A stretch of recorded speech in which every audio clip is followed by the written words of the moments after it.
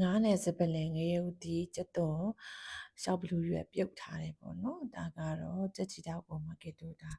ရင်းနှီးဖြိုးပြီးတော့မှပြုတ်ထားပါတယ်ရှင်ခုနကပြုတ်ထားတယ်ပတဲဘောလည်းပါတယ်စိတ်ဖူးလည်းပါတယ်ပေါ့နော်ဒါငပြငပိထဲတယ်ငပိနည်းနည်းထဲတယ်စိမ့်စားငပိလည်းနည်းနည်းထဲပါတယ်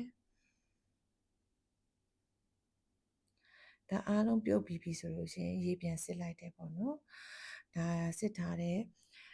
အားတွေကိုပြန်ပြီးတော့မှငါးနဲ့အတူတူပြန်ပြီးတော့မှထောင်းပါမယ်ရှင်ကျက်သွန်အနေကျက်သွန်ဖြူဂျင်းပတဲကောစိတ်ဖူးငရုတ်ဒီချောက်ရှောက်ဘလူးရွယ်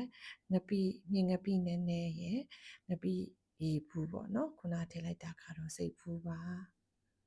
အားလုံးရောထောင်းလိုက်မယ်ရှင်ကဲရောထောင်းလိုက်ပြီဆိုလို့ရှိရင်ခုနကငါပြုတ်ရည်ပေါ့နော်တဲပြီးတော့မှအဲ့ထဲကိုပြန်ထည့်ပါတယ်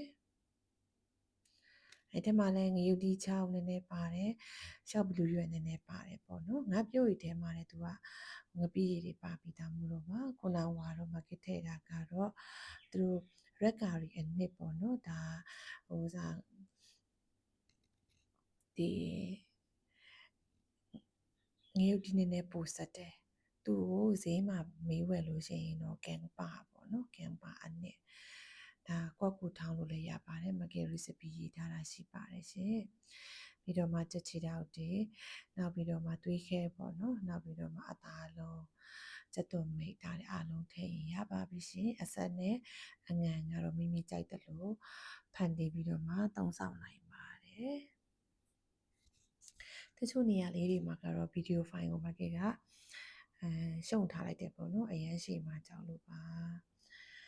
ဒါကတော့တွေးခဲပါတယ်မကစ်ချက်တာတော့တွေးခဲမပါပါဘူးဝယ်လို့မရလို့ပေါ့နော်